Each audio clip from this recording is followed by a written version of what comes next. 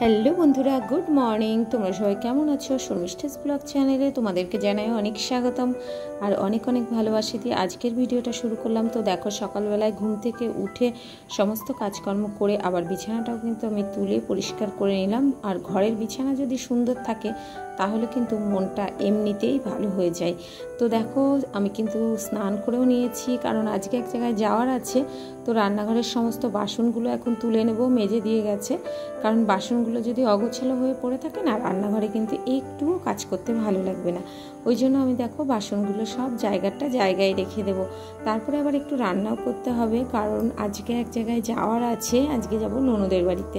তো রান্নাবান্না করে যাব, কারণ বাবা বাড়িতে থাকবে। ওই জন্যে আমি একটু রান্নাও করে যাব। তো দেখো, রান্নাঘরে বাসনপত্রগুলো গুছিয়ে রেখে তারপরে যা বাদবাকি কাজ আছে ওইগুলো করে নিয়ে তারপরে রান্নাবান্নাটা শেষ করব। তো দেখো, এদিকে টিফিন কোটোগুলো অগোছালো হয়ে পড়ে আছে। তোমাদের দাদা ভাই, ছেলে, মেয়ে সবাই কিন্তু টিফিন নিয়ে যায়। তো এই টিফিন কোটোগুলো কিন্তু সুন্দর করে আমি গুছিয়ে রাখি, কারণ গুছিয়ে রাখলে কিন্তু হট করে হাত দিলেই কিন্তু আমি জিনিসটা পেয়ে যাব। আর অগোছালো হয়ে পড়ে থাকলে না, খুঁজতে হয়, জানো তো, সময়ে তখন খোঁজার কিন্তু টাইম হয় না। ওই জন্য কিন্তু তুমি যদি গুছিয়ে রাখো তাহলে ঝট করে পেয়ে যাবো। ওই জন্য দেখো এখানে সুন্দর করে গুছিয়ে রাখলাম। তো যাই হোক বন্ধুরা, দেখো আমরা ওখানে চলেও এসেছি। এটা হলো শ্রাদ্ধ বাড়ি, কারণ আমার ননদের শ্বশুরমশাই মারা গেছিলো, তো 1 বছর হয়ে গেছে। তো ওই জন্য বাৎসরিকের অনুষ্ঠানে আমরা সবাই চলে এসেছি। আর এসেই দেখো খেতে বসে গেছি, কারণ তোমাদের দাদাভাই বললো আগে খেয়ে নিই তারপরে এখানে বসবো। না হলে কি হয় বলো তো, দুপুরবেলার অনুষ্ঠান তো একই টাইমে না প্রচণ্ড ভিড় হয়ে যায়, আর খাওয়ার ওখানে দাঁড়িয়ে থাকতে হয়। কেউ খাচ্ছে আর তার পাশে কিন্তু আমাদেরকে দাঁড়িয়ে থেকে খেতে হয়। এটা একটা ভীষণ বড় সমস্যা। ওই জন্য তোমাদের দাদাভাই বললো আগেই খেয়ে নিই, এখন ভিড় নেই।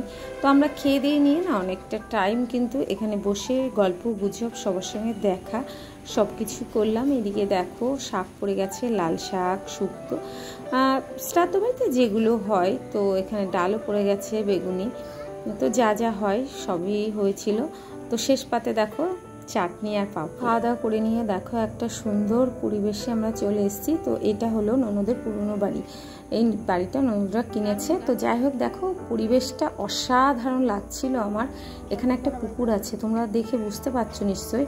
তো এই প্রাকৃতিক দৃশ্যটা কিন্তু অসাধারণ, খুব ভালো লাগছিল, জানো তো। তো যাই হোক, আমি ছবি তুলে নিলাম একটু। আর এখানে দেখো কি সুন্দর পুঁই শাক হয়েছে, দেখেছো? গ্রামের বাড়ি কিন্তু এই একটা সুবিধা, তুমি যত রকমের সবজি কিন্তু ইচ্ছা করে লাগিয়ে খেতে পারো। তো দেখো বাড়িটা তোমাদের একটু দেখিয়ে দিলাম, দোতলা বাড়ি এটা। তো যাই হোক, এখানে ওরা থাকে না এখন। তো দেখো আমরা দেখে শুনে চলে যাচ্ছি আবার ওদের বাড়িতে, পুরনো বাড়িতে। তো দেখো আমরা বেরিয়েও পড়েছি বাড়িতে আসার জন্য, কারণ ওয়েদারটা কিন্তু একদম ভালো ছিল না, জানো তো, বৃষ্টি নেমে পড়ছিল। তো দেখো আমরা এখন বাড়িতে আসছি, আর আস্তে আস্তে কিন্তু একটা বিপদ হয়ে গেছে, জানো তো। মানে কি বলবো, দেখো তোমরা দেখলে বুঝতে পারবে। হট করে না আমি পড়ে যাচ্ছিলাম, তো আমার ব্যাগটা কিন্তু হাত থেকে ঝট করে পড়ে গেল, দেখেছো? মানে খুব স্পিড ছিল গাড়ি তোমাদের দাদা ভাইয়ের। তো ব্যাগটা কিন্তু, অনেকগুলো ব্যাগ ছিল, তো ব্যাগটা কিন্তু ছিটকে আমার হাত থেকে পড়ে গেল, আমিই পড়ে যাচ্ছিলাম। আর বৃষ্টির ওয়েদার, যেহেতু বৃষ্টি পড়ছিল। তো যাই হোক, মানে ভীষণ বিপদের হাত থেকে আজকে রক্ষা পেয়ে গেছি। তো তোমাদের দাদাভাইকে বলছিলাম যে গাড়িটা একটু আস্তে চালাও, কারণ না হলে কিন্তু আমিই পড়ে যেতাম। যাই হোক, ব্যাগটা পড়ে গেছে, ব্যাগের উপর দিয়ে কিন্তু বিপদটা চলে গেছে। তো দেখো মেন রোড, যেহেতু মেন রোডের উপরে যদি পড়ো না, তাহলে কিন্তু যে কোনো সময় গাড়ি চলে আসতে পারে।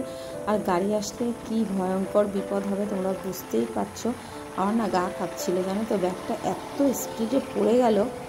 তো যাই হোক, অনেক বিপদের হাত থেকে আজকে রক্ষা পেলাম।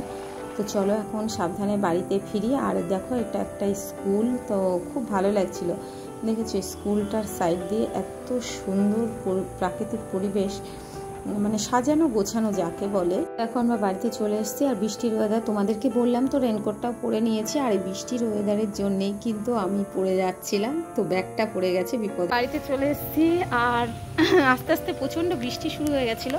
তো তোমাদের দাদা ভাই, আমি, এই দেখো মাম্মাম, সবাই রেনকোট পরে নিয়েছি, দেখেছো? কারণ এতটাই বৃষ্টি হচ্ছিল, কি করব বলো, কিছুই করার ছিল না। আর রাস্তায় একটু দাঁড়ালাম, বৃষ্টি কমলো না জানো তো, তো রেনকোটটা পরেই নিলাম। যাই হোক বন্ধুরা, শেষমেশ বাড়িতে এসেছি, এবার চলো চেঞ্জ করে নিই, ভালো লাগছে না আর। আর আমার ভিডিওটা আজকে কেমন লাগলো প্লিজ একটু কমেন্ট করে জানিও। আর তোমাদের কিছু কমেন্ট থাকলে আমাকে প্লিজ দিও, আমি রিপ্লাই দেবো। আর তোমরা সবাই পাশে থেকো, লাইক কমেন্ট শেয়ার করো। টাটা।